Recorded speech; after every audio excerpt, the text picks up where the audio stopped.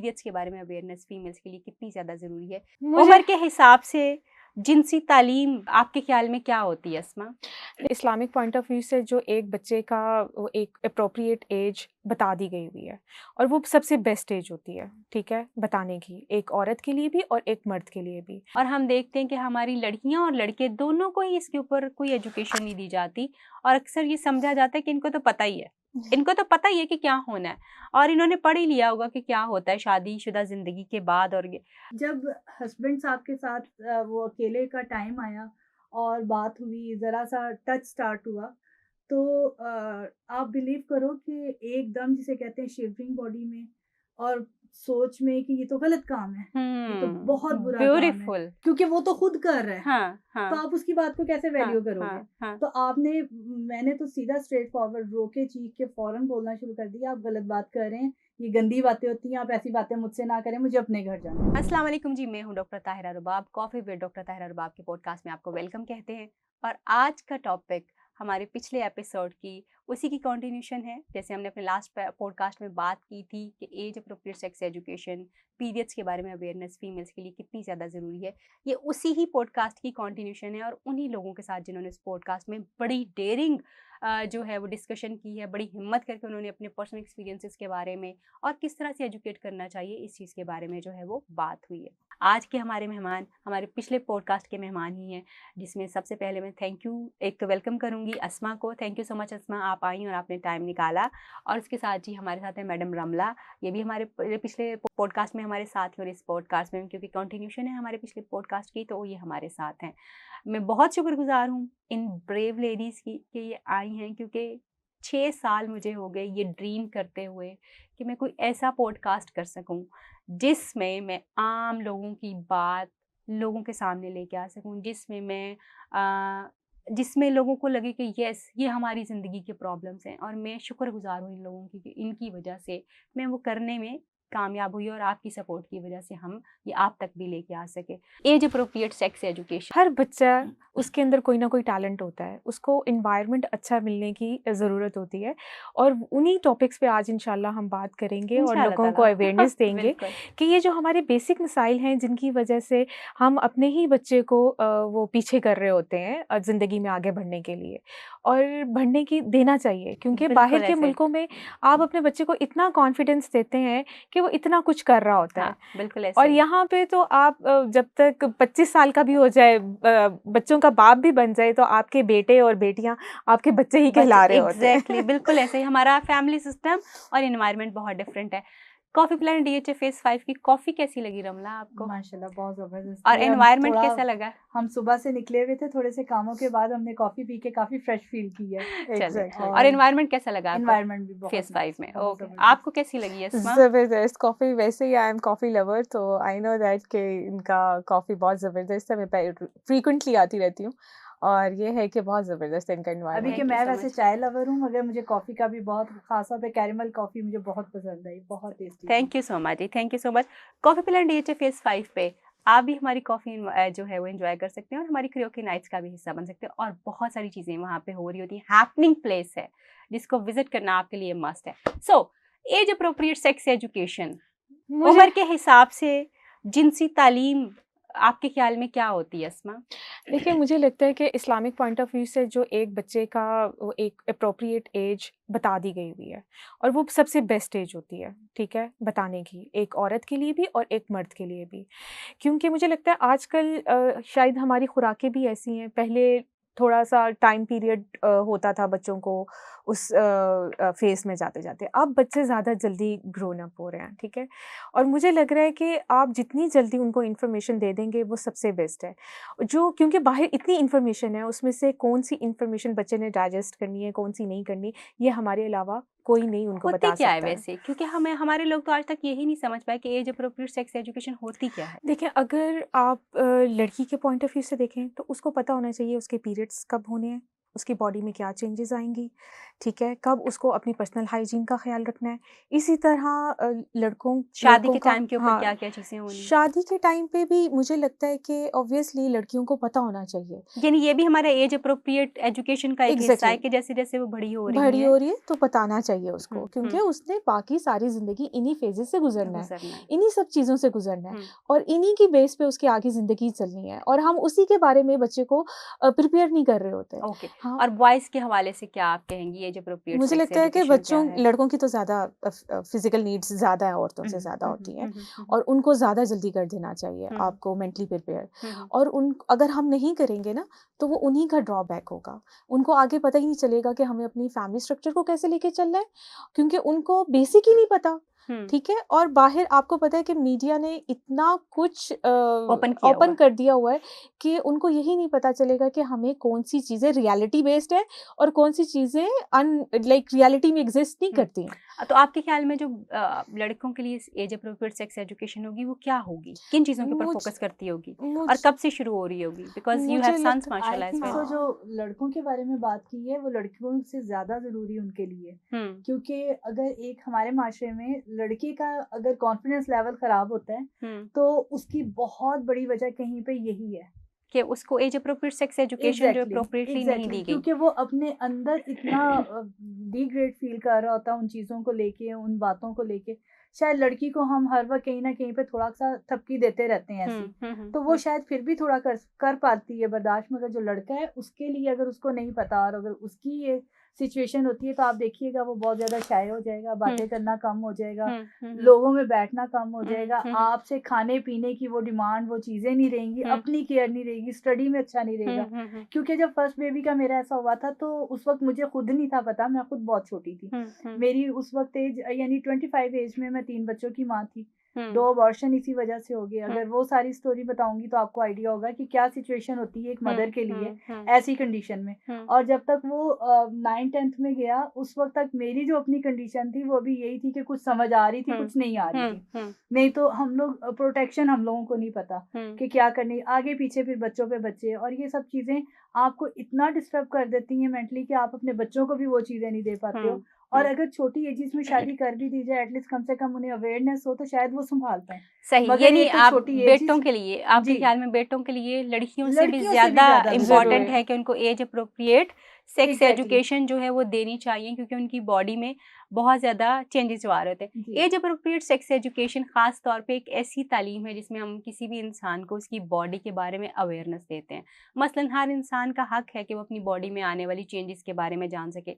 इस बारे में ना सिर्फ हमारा मज़हब बात करता है बल्कि हमारी तालीम बात करती है, और वो लोग जो कि नहीं बात करते, जिनमें ख़ास तौर पे हमारे माँ बाप और असातिज़ा हैं और हमारे कारियाँ हैं, जिनकी ये ज़िम्मेदारी बनती है कि वो हमें हमारी बॉडी में आने वाले हमारी एज के हिसाब से जो चेंजेस आते हैं उन सारे चेंजेस को हमें एजुकेट करें और हमें ये बताएं कि हमने उनके साथ कैसे हैंडल करना है, हमने उनको कैसे डील करना है। जैसे हमारी रमला ने और अस्मा ने बताया कि ये वो चेंजेस हैं जो कि एज के साथ साथ आते हैं, और इसकी इन्फॉर्मेशन अगर आप खुद नहीं देंगे तो बच्चे बाहर से लेंगे, और जब वो बाहर से इन्फॉर्मेशन लेंगे तो हमें नहीं पता कि वो इन्फॉर्मेशन कितनी सही है। एज अप्रोप्रिएट सेक्स एजुकेशन का मतलब हरगिज़ जो है वो बेराह रवी फैलाना नहीं है, हरगिज़ बेहयाई फैलाना नहीं है, हरगिज़ खुदा न खास्ता बदकारी को फैलाना नहीं है, बल्कि इसको बेराह रवी को कम करना, बदकारी को कम करना, और उसके साथ साथ अपने जिस्म को और अपनी बॉडी की नीड्स को बेहतर तौर पे हैंडल करने का नाम जो है वो एज अप्रोप्रिएट सेक्स एजुकेशन का उसको हमने लफ्ज़ जो है ये दिए हुए हैं।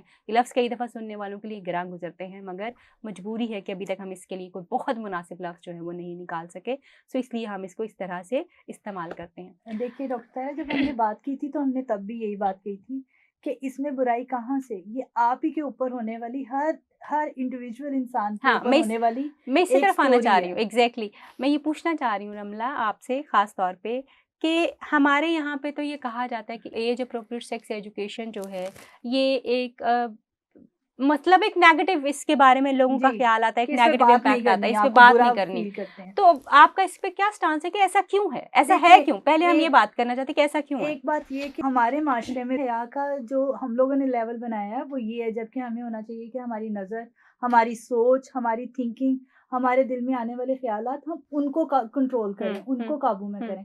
मगर जिस बात की हम पे बीत रही है या हम पे आने वाली है सिचुएशन, उसको हमें करने के लिए खुल के बात करनी चाहिए। उसके बारे में आपको हम लगता है कि क्या हमारा रिलीजन इस पे बात करने से मना करता है? बिल्कुल भी देखिए नहीं, हमारे बिल्कुल भी कुरान नहीं। में हर एक चीज़ की डिटेल है। हम्म, बच्चा कैसे पैदा होता है और उससे पहले वाला फेज़ कि वो कैसे माँ के पेट तक जाता है, वो सारी डिटेल जब लिख दी है।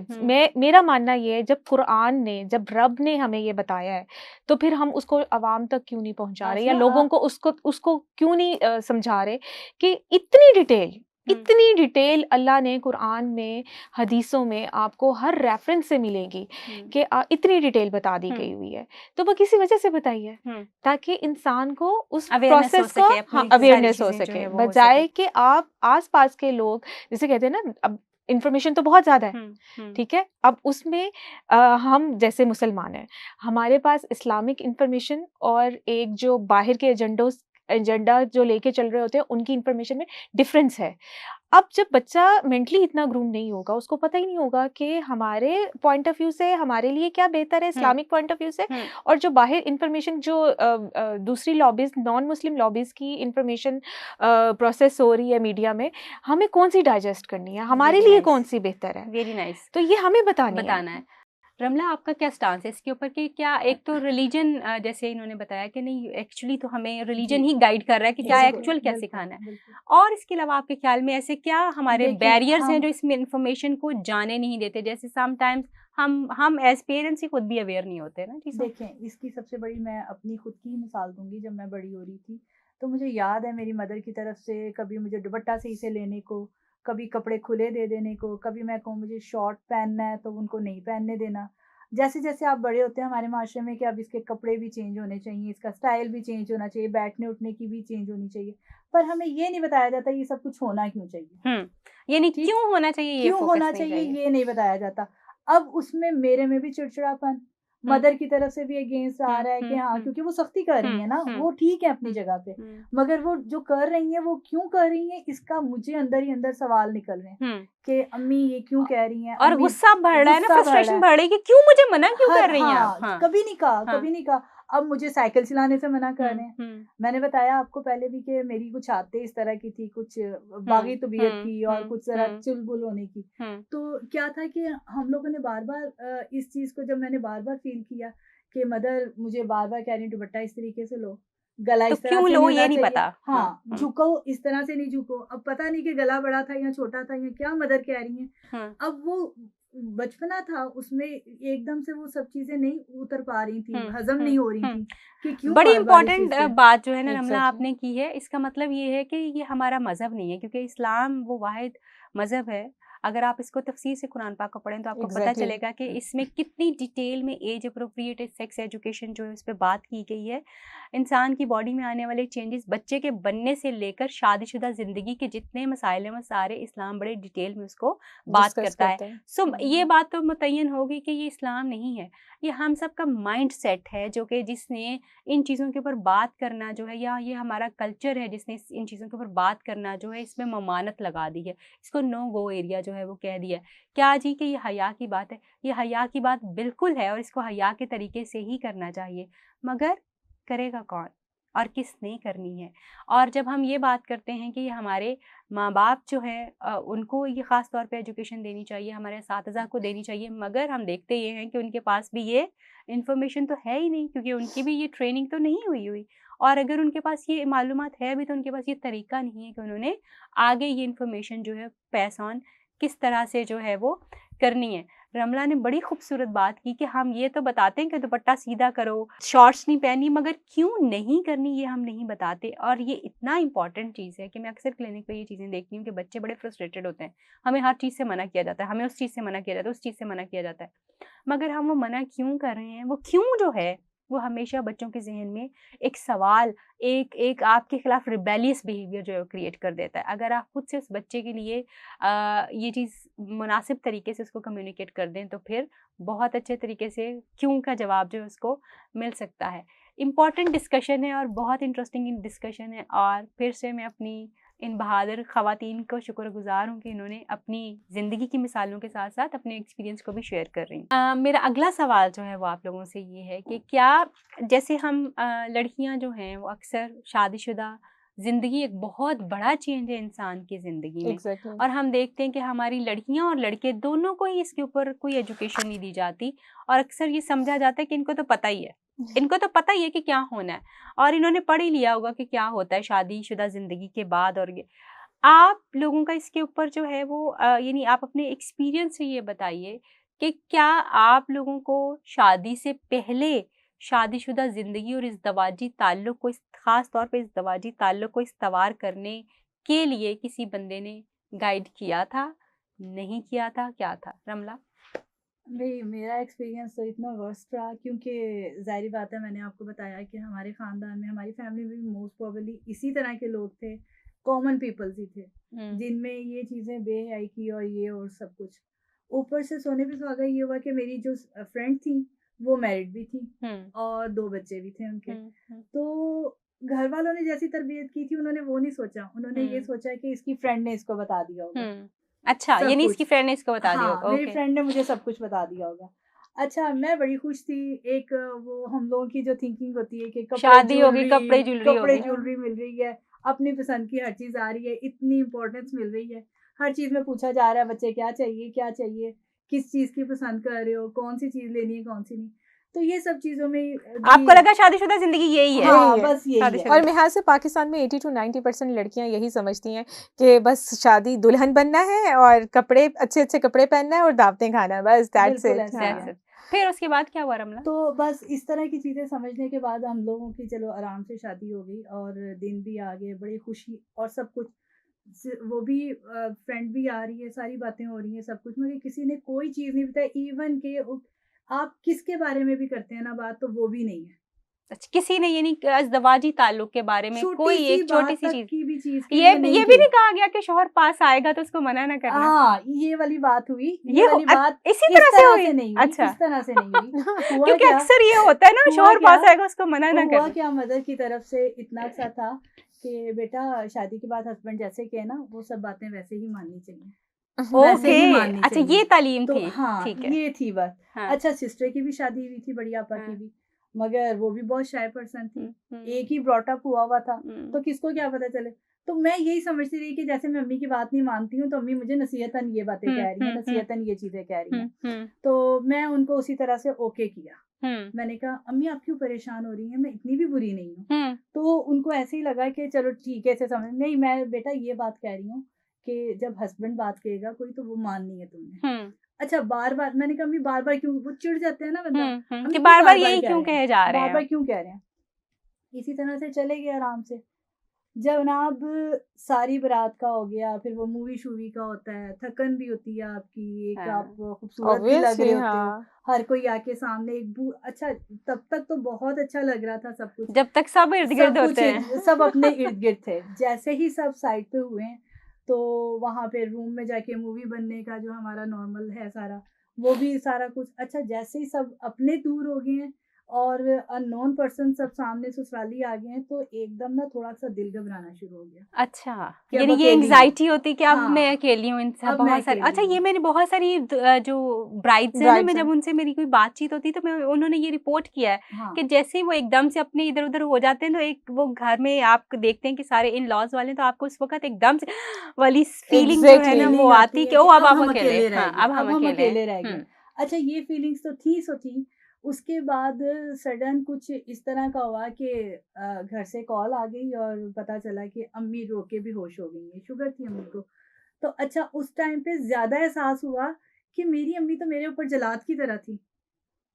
तो उन्होंने ये बात, अच्छा, हस्बैंड साहब की वो जो फरमाए, अम्मी आपने जैसे कहा हम सब वैसा ही करूँगी, आप परेशान नहीं हो, आप क्यों परेशान हो रही हैं? तो वो रो रही थी, ये मेरी बच्ची इतनी मासूम है, उनको पता था, मगर फिर भी उसके बावजूद उन्होंने बताने कुछ की नहीं की कोई ज़रूरत, बताने की ज़रूरत कुछ नहीं बताने का किया। Okay.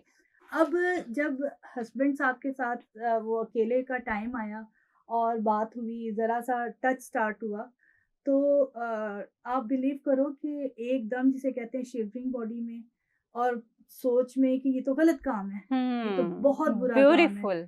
What the hell is this, मैं कहाँ पे फंस गई हूँ, मुझे ये क्या कहना चाह रहे हैं। अच्छा, उन्होंने फौरन उठ के लाइट जलाई, घुटनों के पास आके बैठ गए, मैं टांगे लटका के बैठ गई और उन्होंने मुझे पूरी डिटेल बताई, मगर सिचुएशन इतनी क्रिटिकल हो गई यानी थी। आपको जो है इज़्दवाजी ताल्लुक के बारे में एजुकेट करने वाला आपका शौहर था, आपका शौहर था, और कोई जिस बंदे सिचुएशन ने इतनी करना वर्स है, होगी। जिस बंदे ने करना है, आप उसकी बात कैसे मानोगे भाई? हाँ, आप उसकी बात तो मान ही वैल्यू नहीं नहीं हो सकते हो ना, सकती। वैल्यू नहीं है ना उसकी बात की Exactly. वैल्यू, क्योंकि वो तो खुद कर रहा है। हाँ, तो आप उसकी बात को कैसे वैल्यू करोगे? तो मैंने तो सीधा स्ट्रेट फॉरवर्ड रोके चीख के फौरन बोलना शुरू कर दिया, आप गलत बात कर रहे हैं, ये गंदी बातें होती हैं, आप ऐसी बातें मुझसे ना करें, मुझे अपने घर जाना है। और लिटरली उन्होंने दरवाजा खोला, उन्होंने कहा अच्छा रोना बंद करो, ऊपर छत पे गए, हवा में जाके थोड़ा सा सांस लिया, घबराहट खत्म हुई और उसके बाद मुझे फीवर हो गया, क्योंकि मैं इतना अपसेट, इतना टेंशन में रही कि उसके बाद मुझे खुद समझ नहीं आई कि मेरे साथ हुआ क्या है, इन्होंने कौन सी बात कर दी है।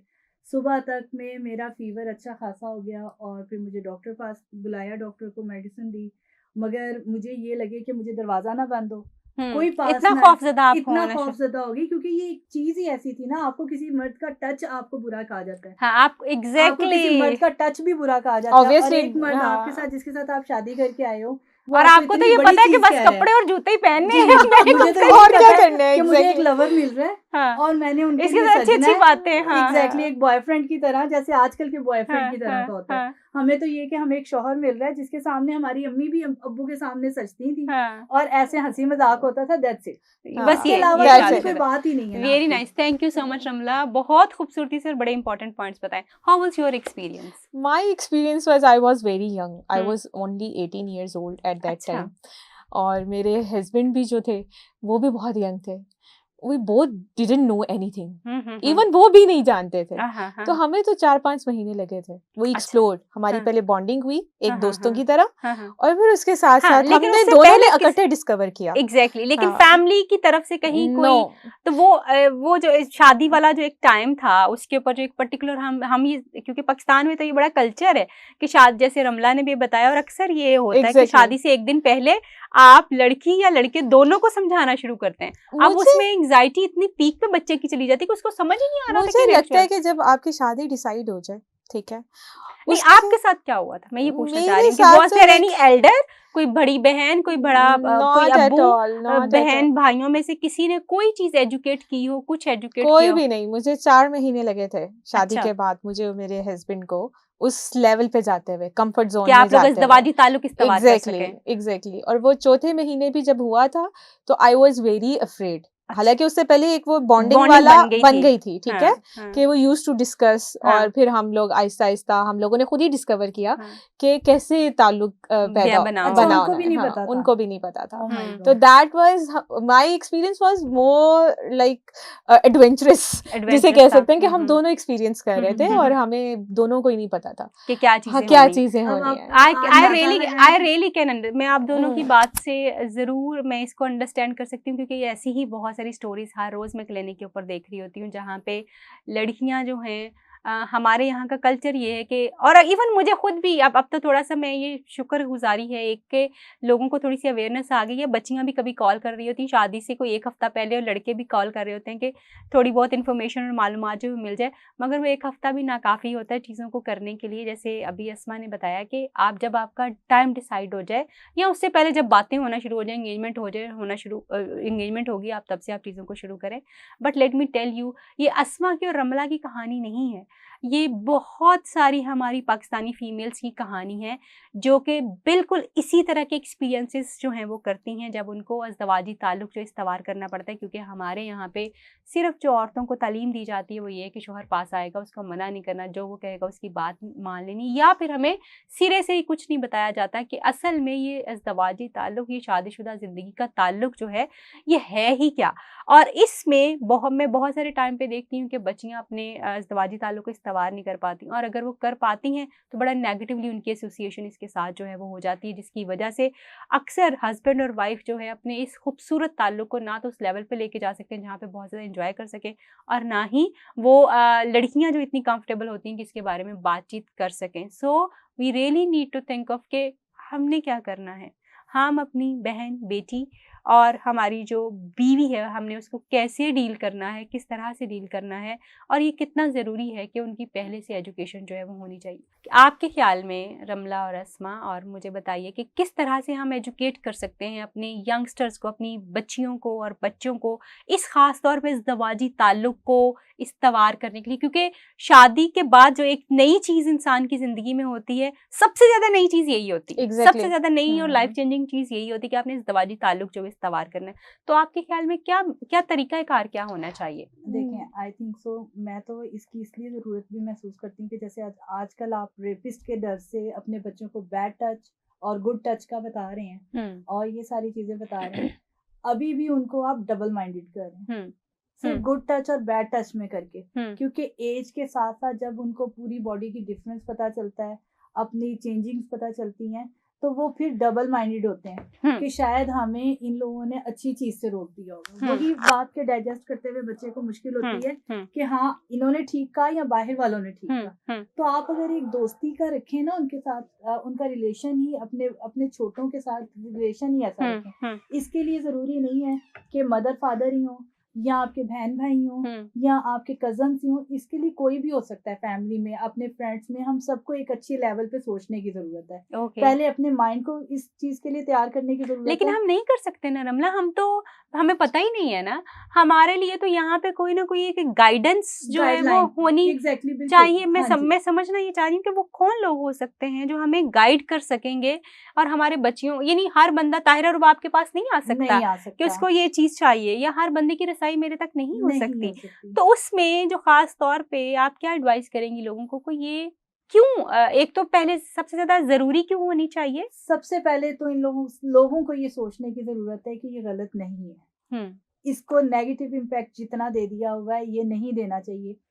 हर इंसान के ऊपर ये चीजें गुजरती हैं, हर इंसान इससे एक्सपीरियंस करता है। देखें, एक छोटी सी एग्जांपल देती हूँ आपको कि जैसे हमारे लड़कों के पास जरा थोड़ी बड़ी दुनिया होती है जिसमें आप जी बिल्कुल, उसमें उनको नॉलेज करना, उसमें लड़कों से बात करना, उनमें हर चीज के लिए होना, उनकी गर्लफ्रेंड्स होना, उनकी इस टॉपिक पे बातें होना, खुल के डिबेट होना या खुल के कन्वर्सेशन डिस्कशंस होना, वो बहुत ज्यादा होती है। नॉर्मल है। यानी कि आप हमारे माशरे का मर्द इस तरह से कहलाता है कि जी कोई गल नहीं, लड़के ने किया है ना खैर है, लड़की ने किया हो तो कहते हैं एक मुसीबत आ जाती है। इसने क्यों किया। अब ये वाली पहली तो सबसे पहले लड़की और लड़के का जो डिफरेंस है ना इतना ज्यादा, वो थोड़ा कम करें, उन सोच को कम करें। इसी वजह से मैरिड लाइफ जो आपकी वो डिस्टर्ब इसी वजह से होती है, क्योंकि आप देखें एक एक्सपीरियंस बंदे को एक अननोन पर्सन के साथ कर दी है अटैच आपने, और उसके ऊपर सोने पे सुहागा ये कर दी है कि गलत चीज को एक अच्छी चीज बना दी है एक मर्द के लिए, और वो उसको एंजॉय करता है। मगर जो औरत है वो उस गलत चीज को इस हद तक गलत समझती है कि उफ अल्लाह ये किस गंद में पड़ गई। जबरदस्त, वेरी ब्यूटीफुल रमला, बहुत खूबसूरत बात आपने की कि ये है वो मेंटेलिटी जो एक्चुअली हम डेवलप करते हैं और फिर उसके बाद हम ये उम्मीद करते हैं कि आपका पार्टनर आपका साथ दे और वो एक ऐसा पार्टनर हो जो कि बेमिसाल पार्टनर हो। क्या कहेंगे? और इसी वजह से यही रीजन है जिसकी वजह से आपको गर्लफ्रेंड ज्यादा पसंद आती है और वाइफ पसंद नहीं आती। Oh very good. एक सबसे इम्पोर्टेंट चीज, मेरे पास ऐसे बहुत से लड़के और बहुत सी लड़कियां, क्योंकि मैं बहुत फ्रेंडली नेचर की हूँ, तो उन्होंने यहाँ तक की ये बात कि मेरा दिल चाह रहा है आप ही के या मैडम की मैं ना दूसरी शादी कर लूं। वजह क्या वजह? अभी तो साल भी नहीं हुआ शादी को। 80 to 90% रीजन यही होते हैं कि आपकी सेक्सुअल नीड्स पूरी नहीं हो रही होती, तो फिर मर्द जो है दूसरी बीवी की तरफ जा रहा होता है। लिटरली उसने सीधा सा कहा कि मेरी वाइफ अभी एक बेटी हुई है, तो उसके बाद एक बच्चा हुआ है, उसके बाद वो मुझे इस काम के बाद फौरन लात मार देती है, कहती है कि ये क्या गंदा काम है।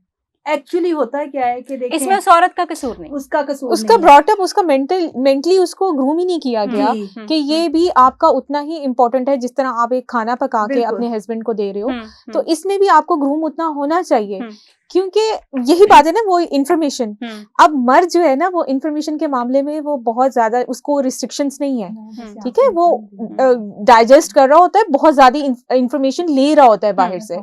अब उसमें हमने अपने बेटे को इतना भी ग्रूम नहीं किया हुआ, हमने इतना नहीं बताया हुआ कि इसमें से भी कौन सी इंफॉर्मेशन जो आपने as a Islamic point of view से आपके लिए एक्सेप्टेबल है और कौन सी नहीं है। जैसे अस्मा रमला ने भी बड़ी खूबसूरत बात की कि हम जो है वो मतलब औरत के लिए एक चीज साड़ी को गंद कर रहे हैं और फिर एक जगह पे उसको कह रहे हैं कि you have to perform it, और लड़के के लिए वो गंद जो है वो नॉर्मेलिटी है और वो उस तरह से, तो ये डिस्क्रिपेंसी जो है ये बहुत बड़ी है। मुझे लगता है ये पेरेंट्स को करनी चाहिए। देखें, आपका कोई भी रिश्ता ना आपके साथ उस तरह खुल के बात नहीं कर सकता। एक बेटा बाप के साथ जिस तरह, जिस लेवल पे, क्योंकि वो उन सारे फेजेस से गुजर चुका है, उसका एक्सपीरियंस किसी बाहर वाले से, किसी रिश्तेदार वाला, वो उसको उस लेवल पे जाके नहीं समझा सकता। देखिए ना अस्मा, यहाँ पे तो हमारे माशरे में इस चीज ही को बुरा समझा जा रहा है। आप उसको ये नहीं बता रहे, ये कह रहे हो कि हस्बैंड नीड है, वो कहेगा तो तुमने पूरी करनी है, तुम्हारी नीड नहीं है, तुम्हारी नीड नहीं है, तुम्हारी नीड नहीं, उसको तो ये बताया ही नहीं जा रहा। मैं बहुत से ऐसे लोगों को जानती हूँ कि जो शादी के 4-4, 5-5 साल बाद उन लड़कियों को पता चला कि हमारी भी कोई नीड होती है। ओह माय गॉड, 4-4, 5-5 साल बाद पता चला कि हमारी भी कोई नीड होती है। तो इट्स डिपेंड के ना कि आपका एक्सप्लोजर कितना है, और वो एक्सप्लोजर अगर आपके पेरेंट्स आपको देंगे वो ज्यादा सेफेस्ट एक्सप्लोजर है, बजाय कि आप वो बाहर से गेन करें। ठीक है, बाहर से आप एक्सपीरियंस करें। अब जैसे मेरे बच्चे हैं, मैंने उनको, अपनी बेटी को, और जैसे मेरे बेटे हैं तो उनको उनके फादर ने सब कुछ बताया हुआ, इवन दो के कभी कभी उन सबको बिठा के भी हमारी डिस्कशन चल रही होती है, ठीक है, और उनको समझाया हुआ है कि ये एक सर्टेन एज है, इट्स अ नेचुरल प्रोसेस, अगर कभी लगे कि आप दोनों में से कोई भी इस फीलिंग्स को कंट्रोल नहीं कर सकता तो कम टू अस, हम आपकी हलाल तरीके से शादी करेंगे, बजाय कि आप एक हराम रिलेशनशिप में जाएं। ये तमीज भी हमें देनी है, क्योंकि इसका भी इस वक्त हमारे पेरेंट्स बहुत जरूरी, हमारे बच्चे डिग्रीज ले लें, वो बहुत इंपॉर्टेंट हुआ है, बेशक उसके चक्कर में और डिग्रीज और कमाने के चक्करों में हराम रिलेशनशिप करते कोई मेडिकल इश्यूज, को एजुकेशन में पढ़ रहे हैं तो इट्स ओके, तुम्हारे 2-4 दोस्त हैं तो हम अलाउ करते हैं, आप कंबाइंड स्टडी कर रहे हो, ओके, मगर जब ये वाली आसमा वाली बात अगर बता दी जाएगी उन्हें कि अगर ऐसी कोई सिचुएशन है तो अपने लिमिट्स को क्रॉस ना करना, आप आके बात करना, आपने बाउंड्रीज अपने बच्चों को बतानी है। एटलीस्ट जब उसको इस तरह के इशू फेस करें, इट्स अ नेचुरल प्रोसेस, लड़की भी फेस करेगी, बेटा भी, लड़के ज्यादा फेस कर रहे होते हैं, ठीक है, लड़की तो फिर कहीं ना कहीं हमारे माशरे में अपनी चीजों को हाइड कर लेती है, छुपा लेती है, बताती नहीं है उस तरह। सो मेरा अगला सवाल आप दोनों से जो है वो ये है कि आपके ख्याल में इस तालीम का ख़ास तौर पे लड़कियों के पास ना होना, जैसे हमने अभी अंडरस्टैंड किया कि लड़कों के लिए तो एक्सपोजर कहीं ना कहीं है, वो लड़के कहीं ना कहीं से मालूमात लेते हैं, मगर मैं आपको बताऊं मेरे एक्सपीरियंस से थोड़ा सा डिफरेंट है। अच्छा। क्लिनिक के ऊपर जो लोग आते हैं ना, वो अक्सर उनमें लड़के भी बड़े ऐसे होते हैं जिनको बड़ी कन्फ्यूजन्स होती हैं, जिनको बहुत ज़्यादा क्लैरिटी से नहीं पता होता कि उन्होंने अपनी फीमेल जो है उनको डील कैसे करना है उनको, क्योंकि सिर्फ सेक्सुअल एक्टिविटी तो नहीं है, सिर्फ एक इज़्दिवाजी ताल्लुक तो नहीं है, ये पूरा एक हैंडलिंग वाला ताल्लुक है। आपने अपनी बीवी से बात कैसे करनी है, उसको केटर कैसे करना है, शादी वाले दिन खास तौर पे जो है वो क्या बातें होनी चाहिए और क्या किस तरह से जो है वो आगे चीजें जो है वो लेके जानी चाहिए। मेरा सवाल आप दोनों से जो है वो ये है, दो अहम सवाल है। शादी के दिन खास तौर पे, शादी वाले दिन जो पहली बात आपके हस्बैंड ने आपसे की वो क्या थी? This is very personal, but वो क्या थी, वो क्या था? वो मेरे हस्बैंड, हम बेसिकली बड़े फ्रेंडली टाइप थे, लाइक फ्रेंड्स की तरह थे, क्योंकि वो used to be a class fellows as well. तो हम लोगों का ये था कि ये हो तो गया है, अब करना क्या, थके हुए तुसी भी सो जाओ, तो मैं भी सोनी है, तो सुबह उठ के ना हम लोगों ने मेहमान फिर आए होंगे, तो हमारी डिस्कशन बहुत लाइवली। अच्छा, जैसे अक्सर मैं जब मेरे जो क्लाइंट्स आते हैं ना, वो आके क्या एक्सपीरियंस शेयर कर रहे होंगे अपने के, वाइफ जो होती है ना उसको शादी को 25 साल बाद भी अपनी वेडिंग नाइट नहीं भूलती कभी भी, और वो वेडिंग नाइट उसको अक्सर पॉजिटिवली तो याद होती है मगर नेगेटिवली ज्यादा याद होती है। और वो नेगेटिवली याद क्या होती है कि मुझे अच्छा वेलकम नहीं किया गया था, मुझे जो है वो मुझे उस तरह से एंटरटेन नहीं किया गया जिस तरह से एंटरटेन किया जाना चाहिए, और आते ही मेरे आगे नसीहतों का एक पंडोरा बॉक्स जो था वो खुल गया। मेरी माँ का ख्याल रखना, मेरे बाप का ख्याल रखना, देखो इस घर को अब तुम नहीं चलाना है, फलाना करना फलाना करना। इतने में शायद उन्हीं के साथ हो जिनको ये सब चीजें पता होंगी। हमारे साथ ऐसा हमारे कुछ साथ नहीं ऐसा, हुआ। मेरे साथ भी ऐसा मेरे कुछ साथ नहीं ऐसा था। कुछ नहीं नहीं हुआ नहीं था। ये हाँ, शोहर की क्योंकि तरफ से, शोहर की तरफ से हाँ, ये मगर पहले दिन नहीं था, नहीं था। नहीं था, नहीं था, बिल्कुल। मेरे चले, साथ भी नहीं था। That's और wonderful। सबसे बड़ी बात मेरे लिए तो जो अमेजिंग थी वो ये थी कि मुझे तो खुद पूछा जा रहा था बार बार खाने पीने का ये वो, क्योंकि उनको सबको पता था कि मदर ने कैसे रखा होगा और वैसे सारा जबरदस्त। कुछ। मगर एक चीज जो सबसे ज्यादा थी वो यही चीज थी कि जैसे मैंने अपने वालों को सारों को पीछे देखा तो मुझे सिर्फ उनकी याद ही ज्यादा है कि मैं सब अननोन पर्सन्स में हूँ। इनसिक्योरिटी ज्यादा जो Insecurity है ज्यादा वो होगी। ज्यादा हाँ। होगी। और वो तब ज्यादा बढ़ गई वेरी जब ये ग्लैड टू सारी हेयर ऑल दीस। ये देखें दुनिया में हर तरह के लोग होते हैं। एक वो लोग जिनकी मैंने बात की कि जिनके पास ये है कि जी आप हमेशा नसीहतें जो है शोहर करना शुरू हो जाते हैं, Exactly. और ये लोग भी शामिल हैं जो कि जिनके हस्बैंड्स ने उनको बहुत अच्छे तरीके से फर्स्ट वेडिंग नाइट के ऊपर जो है वो केटर किया, और आज भी उनको पॉजिटिवली ही याद किया जा रहा है, और उस टाइम को पॉजिटिवली ही याद होना चाहिए अगर वो आपकी ज़िंदगी का बहुत अच्छा हिस्सा जो है वो रहा। अगला इम्पॉर्टेंट सवाल जो है मेरा आप दोनों से ये है, क्या आपके ख्याल में जैसे हम फीमेल्स को इतना ज़्यादा एज अप्रोप्रिएट सेक्स एजुकेशन के ऊपर ख़ास तौर पे एजुकेट नहीं कर रहे, हम उसको नहीं बताते, या हम उसको इज़दवाजी ताल्लुक़ के बारे में नहीं बताते, और औरतों के जहन में सेक्सुअल एक्टिविटी जो होती है, आई एम द एविडेंस के मैं देखती हूँ ना रोज़ाना चीज़ें, तो मैं देखती हूँ कि औरतों के जहन में sexual activity is something very very negative, बड़ा गुनाह वाला काम है, गंद है, मुसीबत है, सुबह उठ के नहाना पड़ेगा, और फिर क्योंकि उनके लिए इतना प्लेजरिंग नहीं है, उनको नहीं लगता कि उनकी भी बॉडी नीड है। औरत का ये वाला कॉन्सेप्ट जो है, जहाँ पे हम ही कहीं, हमारी सोसाइटी और हमारे घर वाले और हमारी फैमिली ही कहीं जिम्मेदार है कि वो औरत को इस एस्पेक्ट के ऊपर बात करना और इस एस्पेक्ट को समझना, जो कि ज़िंदगी का बड़ा इंपॉर्टेंट चीज़ है, नहीं इजाज़त दे रही। आपके ख्याल में क्या ये रीज़न बन रही है एक्स्ट्रा मैरिटल रिलेशनशिप्स की, मैरिटल 82 डिससेटिस्फेक्शन की? क्या आप लोगों का स्टांस इसके ऊपर क्या है? 82 To मैं 90%. मैं तो 100% कहूंगी। दो चीजें सबसे ज्यादा इम्पोर्टेंट, क्योंकि एक तो इस्लाम में 4 शादियों की इजाजत है, ठीक है, और ऊपर से हम जब अपनी मैरिड लाइफ को खुद ही कामयाब नहीं बनाने की तरफ आते, सपोज देखें अब हमारे जैसे शादी होती है, सबसे पहले क्वेश्चन क्या होता है, बच्चा हुआ कि नहीं है, ऐसा कुछ Exactly. एक्सपेक्टेड है या नहीं कुछ है? हुआ? कुछ हुआ, यानी हर दूसरे दिन में आपका ये सवाल तूल पकड़ता जाता है, तवालत पकड़ता जाता है, रोज पूछा जाने वाला सवाल आपको दिन में 10 दफा पूछा जाता है, फिर एक दफा पहले पूछ रहे, फिर 10 दफा पूछ रहे। वो इतना साइकोलॉजिकल इफेक्ट करता है कि नहीं, पहले एक बच्चा ले ही लो ताकि पता रहे कि हाँ जी हम बच्चा पैदा कर सकते हैं। यानी सबसे ये पहली प्रेशर है प्रॉब्लम तो कि जी प्रेशर बच्चा, है ये। हाँ, देन उसके बाद अच्छा चलें, अब 1 साल में सबकी सुनने के बाद लड़के की भी लड़की की भी हो गई कि चलो ठीक है हम पहले यही काम कर लेते हैं, बाद में आराम से इजी वे में जिंदगी गुजरेगी, किसी का क्वेश्चन नहीं होगा। अब क्वेश्चन ना होना एक अलग, ठीक है, मगर जो अज़दवाजी जिंदगी का हाल हुआ है वो मेरे सामने कई लोगों की ऐसी है।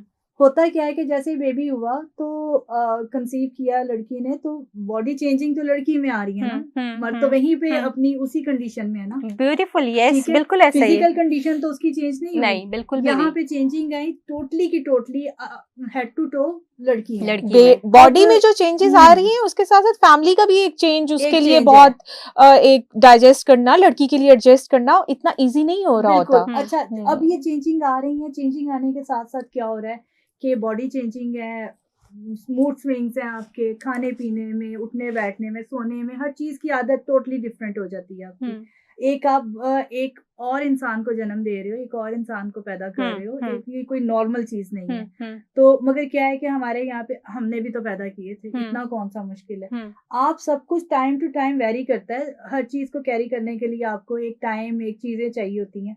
मगर यहाँ पे वो पहले की खवातीन और थी, अब की थोड़ी सी डिफरेंट एटमॉस्फेयर में पली बड़ी होती हैं। एक सबसे बड़ी ये, ऊपर से हस्बैंड की डिमांड्स, वो नेचर उसकी, क्योंकि अभी तो उसकी शादी हुई है, उसको इस खातून से अब वो सारी एफिलेशन चाहिए, जो उसकी डिजायर में थी, जो उसकी थिंकिंग थी, जो फैंटेसी थी उसकी, वो सब उसको चाहिए, मगर वो उसको पूरी नहीं मिल रही। क्यों?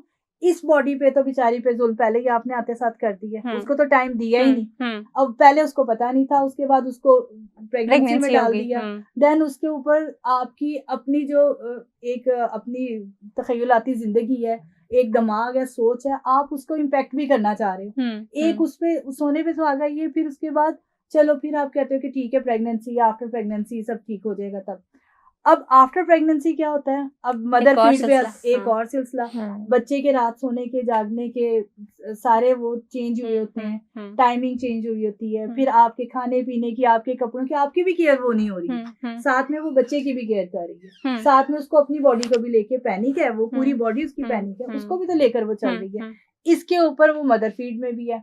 अब वो खाने पीने में थोड़ी सी बॉडी होने में हर लड़की नहीं संभाल पाती है, इस बॉडी को हर लड़की नहीं संभाल पाती मैनेज है, करना मुश्किल मैनेज करना मुश्किल होता है। अच्छा, ऐसी सारी कंडीशन में अब हस्बैंड क्या कहता है, ये तो रह गई है, ये तो खत्म हो गई है, एग्जैक्टली। इसको क्यों, क्योंकि अब वो बच्ची के लिए टाइम पे सुबह की उठी हुई है, शाम में कब सो रही है, कब उठ रही है, जब आपको एकदम अपनी दिल चाहे, आपको वो ख्याल आया है, आपकी वो हिस्स जागी है, उस वक्त पे वो थकन से चूर है। अब उस सिचुएशन में वो आपको प्लेयर कैसे दे? अब आपके लिए सोचने का मुकाम ये है कि हाँ, आप उसकी केयर करो। ऐसी सिचुएशन में बहुत से कपल मैंने ऐसे देखे हैं, जब हस्बैंड की तरफ से केयर मिल रही होती है, हस्बैंड जबरदस्ती करके भी खिला सकता है, प्यार भी दे सकता है, थोड़ा सा बच्चे का पैम्पर कर सकता है, टाइम चेंज कर सकता है, अपने साथ उसको थोड़ा सा कर सकता है। तो मैंने वो वाइफ देखी है जो खुद इस चीज के लिए खुद तैयारी, करती हैं, रेडी वो हो खुद जाती invite है, रेडी हो करती जाती हैं। है। यानी जी। जब हस्बैंड की तरफ से सपोर्ट नहीं होती या शादी के बाद के जो चेंजेस होते हैं वो मैरिटल, आप इसके ऊपर क्या स्टांस है आपका कि क्या मतलब औरतों का कम इल्म होना इन चीजों के बारे में, देखिए, ज़वाजी ये ताल्लुक के सबसे बारे में और बड़ा डिजास्टर है आपके फैमिली स्ट्रक्चर में। बेस ही इन्हीं सब चीजों पे करती हैं। अगर इन्हीं के लिए इंसान शादी करता है ना, अपने बच्चा या बच्ची की, इसीलिए शादी करता है। और अगर इसी में वो प्रॉपरली दोनों सेटिस्फाई नहीं है, तो वहां से ही प्रॉब्लम शुरू होना शुरू हो जाते हैं। लड़की में अलग चिड़चिड़ापन आ रहा होता है, लड़के में एक अलग चिड़चिड़ापन आ रहा होता और है, डिससेटिस्फेक्शन चल रही होती है। हाँ लेकिन जी। लड़की को तो ये पता ही नहीं है ना कि उसकी बॉडी की ये जरूरत भी है या लेकिन नहीं है। उसमें ये तो आ रहा होता है ना कि मेरा हस्बैंड मेरे साथ कोऑपरेट नहीं कर रहा, लाइक मैं अगर समझ आइए एग्जैक्टली, अपनी नीड को मेरे ऊपर इम्पोज कर रहा है। एग्जैक्टली, क्योंकि लड़की इतनी अवेयर ही नहीं होती। बिल्कुल, और बिल्कुल। लड़के ने अपनी एक फैंसिटी बनाई होती है कि मुझे ये करना है, शादी के बाद ये होगा और मैं तो ऐसे एंजॉय करूंगा। और जैसे ही हम उसको पहला बच्चा उसकी गोद में आता है, तो वो कहाँ कर पा रही होती है। उसके लिए बच्चे का एक्सपीरियंस फर्स्ट होता है, उसके लिए शादी के बाद अज़वाजी जिंदगी का एक्सपीरियंस फर्स्ट होता है, ज्वाइंट फैमिली सिस्टम में रह के सब रिश्तों को लेके चलने का एक्सपीरियंस। तो आप एक बच्ची पे इतना प्रेशराइज कर देते हैं, इतना प्रेशराइज उसको कर देते हैं, तो वो कहाँ से अपने फैमिली स्ट्रक्चर को एक नॉर्मल तरीके से लेके चलेगी। इसीलिए मैं अपने बहुत से पहले भी इस बात को कहती होती हूँ कि शादी इट्स अ बिग डील, ठीक है। जिस तरह एक बच्चा यूनिवर्सिटी जा रहा है, डिग्रीज ले रहा है, जिस तरह एक बच्चा आपकी जॉब्स कर रहा है या बिजनेस कर रहा है, इसी तरह इस चीज को, फैमिली स्ट्रक्चर को कैसे लेके चलना है, फिजिकल रिलेशनशिप्स को कैसे आपने लेके चलना है शादी के बाद, इन सब की काउंसलिंग बहुत जरूरी है। अगर पेरेंट्स को लगता है कि वो इतने बच्चों के साथ कंफर्ट जोन में नहीं जा सकते, तो आप एक प्रोफेशनल हेल्प ले लें, ठीक है। और मुझे लगता है कि ये कंपलसरी होनी चाहिए, सही, ठीक है, क्योंकि उसमें एक खानदान बनना है, एक अगली नस्ल चलनी है। तो पहले जो है उनको तो मेंटली कैपेबल होना चाहिए ना कि वो एक अगली नस्ल को पाल सके। बिल्कुल सही कह रही है। एक मैंने और भी चीज देखी है कि बहुत लड़के ये भी कह रहे होते हैं वाइफ में सब क्वालिटीज हैं, हाँ, मगर वो अच्छी पार्टनर नहीं है। हाँ, वो अच्छी पार्टनर, वो अच्छी बीवी नहीं है। हाँ, मैं अभी इसी तरफ आना चाह रही हूँ। आप हमारे आम खवातीन जो कि आम मसाइल में से गुजरती हैं, और इस वक्त आप बीती भी आप सुन रहे हैं बहुत, रमला की भी और अस्मा की भी, और उसके साथ साथ मैं भी आपको अपने क्लिनिकल एक्सपीरियंस से चीज़ें बता रही हूँ कि क्या चीज़ें इन एक्चुअल जो है प्रॉब्लम्स क्या होते हैं, और आपको शायद समझ आ रही है। हम रियल लाइफ एक्सपीरियंसेस से सीख सकते हैं और देख भी रहे हैं और सुन भी रहे हैं कि किस तरह के कॉम्प्लिकेशंस और किस तरह के प्रॉब्लम्स जो हैं वो अक्सर फीमेल्स प्री मैरिटल लाइफ में और पोस्ट मैरिटल लाइफ में जिस तरह से जो वो फेस कर रही होती हैं, और उसमें उसकी अज़दवाजी ताल्लुक़ इस्तवार ना करने के बारे में जो उसकी मालूमात है, या इस्तवाजी ताल्लुक़ इस्तवार करने के बारे में जो मालूमात और तालीम है, उसके ना होने की वजह से एक आम औरत जो है वो अपनी ज़िंदगी किन किन मुश्किलात में से गुजरती है और किस तरह उसका ताल्लुक़ ख़राब होता है, ये हम सब देख रहे हैं। आखिरी सवाल जो मैं आप दोनों से करना चाह रही हूँ, क्योंकि ये एक बड़ी लंबी डिबेट है और हमें एक और पॉडकास्ट इसके ऊपर करना पड़ेगा, उसके ऊपर हम मज़ीद डिटेल जो है वो बात इसके ऊपर ज़रूर करेंगे। डू यू थिंक सो क्योंकि मैं अक्सर क्लिनिक पे तो मैं ये देखती हूँ कि आगे आदमी जो है ना वो बहुत सारे टाइम पे आके ये बात करते हैं कि फीमेल्स में रिजिडिटी बहुत ज़्यादा होती है, वो अपने रवैयों में बड़ी सख्त होती हैं, वो तब्दीली नहीं लेके आती कि चलो थोड़ा सा हम अपने हस्बैंड के रंग में, ख़ास तौर पे इस ताल्लुक़ के लिए अपने हस्बैंड के रंग में और उसके हिसाब से चले जाएं, और जिसकी वजह से अक्सर ताल्लुक़ जो है वो ख़राब हो जाता है और फिर वो एक्स्ट्रा मैरिटल रिलेशनशिप्स वाली चीज़ें जो हैं वो शुरू होना शुरू हो जाती हैं। डू यू थिंक सो कि जो औरत का बिहेवियर है कि उसका ना चेंज होने वाला, क्योंकि ख़ास तौर पे वो इस बिहेवियर में बड़ी कम चेंज होती है, और वो तब तो बिल्कुल ही नहीं चेंज होती अगर उसके लिए वो एक प्लेजरिंग नहीं है, एक अच्छा एक्सपीरियंस नहीं है, या उसकी बॉडी उसमें सेटिस्फाई नहीं हो रही है, वो अच्छा फील नहीं करी, फिर तो वो बिल्कुल भी इसकी तरफ जो है वो नहीं इसकी जाती। मेरी नज़र तो में तो डू यू थिंक सो कि क्या औरत इसमें ज़िम्मेदार है इस बात की कि उसका रिजिड बिहेवियर जो है उसके ज़वाजी ताल्लुक़ को बेहतर नहीं होने दे रहा और फिर उसको उसके शोहर को धकेल रहा है एक्स्ट्रा मैरिटल मुझे लगता है रिलेशनशिप्स की कि तरफ? इसमें मर्द भी कहीं न कहीं इन्वॉल्व है। अगर जो मर्द एक नखरे उठा रहा होता है एक गर्लफ्रेंड के, जो बाहर उसको एग्जैक्टली हराम तरीके से मिल रही है हाँ, रिलेशन, तो उसी तरह आप अपनी बीवी को डेट्स पे लेके जाएँ, हाँ। उसको पैम्पर करें। आप क्या मियाँ-बीवी एक-दूसरे को डेट्स नहीं नहीं सरप्राइज़ एक्चुअली डेट्स नहीं दे सकते? ज़रूरी नहीं है कि आपने डेट्स पे किसी अच्छे हाई-फाई रेस्टोरेंट में जाना है। आप अपनी बीवी के लिए अच्छा घर में खाना पकाएँ। आप वो सोई हुई है, आप ब्रेकफ़ास्ट ला के उसको कराएँ बेड पे, तो क्या वो एक रिलेशनशिप बिल्ड करने में हेल्प नहीं करेगा? Definitely it gonna help you, ठीक है? लेकिन हमारी सोसाइटी में हमारे घर में कितने मर्द हैं जो ऐसे करेंगे और उनके घर वाले उनको कुछ नहीं कहेंगे, ज़बरदस्त, वेरी ठीक है? नाइस। तो यही दैट्स के हमें अपनी सोसाइटी की सोच को बदलना है। हाँ, हमारा मर्द करना चाहता है, हम सब वो सब उसने यही तो फैंटेसी बनाई होती है। हुँ, अब तो लड़कियों की भी फैंटेसीज़ होती हैं कि हुँ, हमारा शौहर आएगा, हमारे नखरे उठाएगा, हाँ, हमें ब्रेकफ़ास्ट भी खिलाएगा, हुँ, हमें हमारे कपड़े हमारे साथ धुलाएगा या कुछ इस तरह हुँ। का। लेकिन हमारी सोसाइटी में हमारा जो ससुराल और जॉइंट फैमिली सिस्टम है, क्या वो उस मर्द को ऐसे करने देता है? आपकी बेटी के साथ आपका दामाद ऐसे कर रहा हो तो you are very happy. But अगर यही चीज़ें अगर आपका हस्बैंड, आपका बेटा अपनी बहू के लिए कर रहा, तो मुझे लगता है 80 to 90% आज भी घर ऐसे हैं कि जहाँ पे ये चीज़ नहीं, एक्सेप्टेबल नहीं बिल्कुल है, नहीं है, ठीक बिल्कुल है? नहीं है, आई जबकि रियली अगर एग्री। आप इस्लामिक पॉइंट ऑफ व्यू से देखें, तो हमारे नबियों ने भी तो किया है। हमारे नबी बिल्कुल, सल्लल्लाहु अलैहि वसल्लम ने क्या कुछ नहीं किया। बिल्कुल ऐसे घर ही। में झाड़ू भी दिए हैं, अपने कपड़ों को पैबंद भी लगाए और हर हैं तरह से प्यार भी और किया प्यार अपनी भी बीवियों किया के साथ, है, हाँ। लाइक खाना तक खिलाया है, हुँ। नवाले तक मुँह में डाले हैं। और तो माथे व्हाई पे नॉट? बोसा, हाँ, गले बोसा, लगाना, गले ये सारी लगाना। चीज़ें जो है तो छोटे-छोटे ये से सब जेस्चर्स चीज़ें जो है अगर करते हम रहें। अगर मेरा हमेशा शुरू से ये रहा है कि अगर आप अपने बच्चे को कुरान और दीन और अल्लाह से जोड़ते हैं ना, तो आपकी 80 to 90% वो मसले प्रॉब्लम। ख़त्म हो जाते हैं जो आपके एक फैमिली स्ट्रक्चर से रिलेटेड होते हैं, ठीक ज़बरदस्त। है? पूरा थैंक यू सो ज़ाब्ता मच अस्मा। हयात है। जनाब, हुँ। आपके आप ख़्याल में क्या औरतों का रिजिड बिहेवियर जो है वो एक्स्ट्रा मैरिटल रिलेशनशिप्स और जो है एक डिससैटिस्फाइड मैरिटल लाइफ़ की रीज़न है?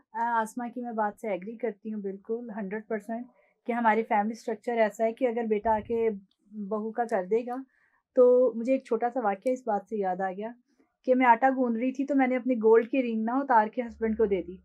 तो उन्होंने क्या किया कि उन्होंने फिंगर में डालने की कोशिश की और फिंगर में फँस गई। तो वो निकले ना, तो उन्होंने आवाज़ दी, "अम्मा ऐ नहीं निकलन डई।" तो उन्होंने आगे से क्या किया, कहते हैं रन मरी दी फिर इन्नू ही कहंदे ने ना। मतलब कि ओह! आप ओके। इतना सा सिर्फ हेल्प कर दो कि मैं रिंग उधर रखने की बजाय कि गिर जाए या गुम जाए, तो अच्छा है कि हस्बैंड को पकड़ा दूँ और मैं आटा गूँध लूँ। तो वो इतनी सी बात पे आपको इतना बड़ा कमेंट सुनने को मिला, हुँ, तो हस्बैंड फिर नेक्स्ट टाइम फिर अवॉइड ही करेगा ना हुँ, ऐसी हुँ, किसी चीज़ को हुँ, भी, हुँ, कि वो तो कहेगा कि नहीं जी मेरे लिए शर्म का मुकाम है। अच्छा, इसके साथ ही एक चीज़ और जो मैं समझती हूँ, बीवी हम लोग जो वर्किंग लेडीज़ नहीं होती मोस्टली, जो कॉमन पर्सन है वो पसंद ही नहीं करते कि जॉब करें, या हुँ, जॉब करनी है तो उनकी उनकी वो होंगी रिस्ट्रिक्शंस होंगी, हुँ। उनकी ये होंगी कि ऐसी जॉब नहीं करनी, ऐसे करना है तो इस तरह नहीं करना, हाँ, इतने टाइम रहना है तो लेकिन इतने टाइम नहीं रहना। हाँ, ठीक हो गया। तो ऐसी कंडीशन में क्या होता है कि आप पूरे के पूरे अपने हस्बैंड पे ही हो। डिपेंडेंट। आपका कपड़ा, आपका जूता, आपकी हर चीज़, वो आपकी ज़रूरतें पूरी करते-करते ही उसको लगता है कि मेरी ज़िंदगी का सिर्फ़ मकसद ये, मैं तो काबू आ गया, मैं तो परेशान हो गया हूँ। जबकि गर्लफ्रेंड को वो सिर्फ़ एक आइसक्रीम पे, एक राइड पे, इस तरह से करके तो खुश कर लेता है और अपने आप को भी सैटिस्फाई फ़ील कर रहा होता है।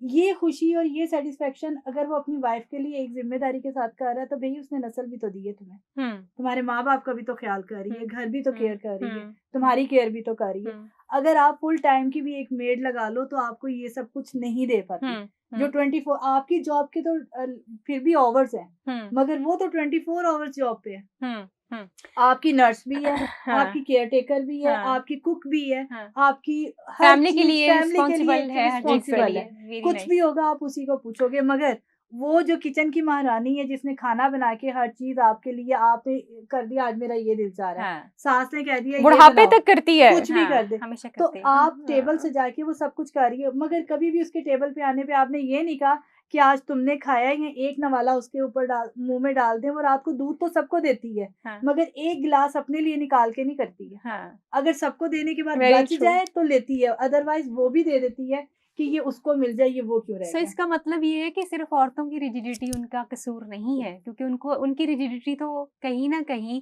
इस माशरे की वजह से, फैमिली सिस्टम की वजह से है। उसको अलाउ ही नहीं है कि वो भी अपनी चीज़ों को उस तरह से एक्सप्लोर कर सके, ओपनली बात कर सके कि उसका मैरिटल रिलेशनशिप जो बेहतर हो सके। जिम्मेदारी कहीं ना कहीं मर्द के ऊपर आती है, और वो मर्द है जो उसका शोहर है, जिसके ऊपर वो डिपेंडेंट है, जिसकी तरफ वो हर चीज़ के लिए देखती है। अगर वो अपनी औरत के साथ एक अच्छा रिलेशनशिप बनाए, एक अच्छा ताल्लुक डेवलप करे, उसको जैसे रमला ने और अस्मा ने बताया कि आप गर्लफ्रेंड्स को क्यों डेट्स पे लेके जाते हैं, अपनी वाइफ को क्यों नहीं लेके जा सकते। आप फूलों के तोहफे, छोटे छोटे ड्रेसेस के तोहफे, खाना खिलाना, ये वो चीज़ें जब आप अपनी गर्लफ्रेंड के लिए करते तो वही छोटी छोटी चीज़ें आपकी अपनी वाइफ के लिए क्यों नहीं होती। और ये बात बिल्कुल ठीक भी है कि अगर वो चीज़ें किसी और खातून के लिए हो सकती हैं तो फिर वो आपकी अपनी वाइफ के लिए क्यों नहीं हो सकती। क्योंकि अगर आप वहाँ पे अगर आप थोड़े से मेहनत करेंगे, कुछ चीज़ें करेंगे, अपने रवैयों में थोड़ा-सा चेंज लेके आएँगे, तो यकीनी तौर पे ये ताल्लुक जो है बहुत बेहतर हो सकेगा। आखिरी एक बात जो मैं आप लोगों से कंक्लूजन, एक लाइन का सवाल है। आपके ख़्याल में क्या हमें रीइन्फोर्स करना चाहिए कि प्री मैरिटल काउंसलिंग लड़के और लड़कियों दोनों को जो है वो हासिल करनी चाहिए?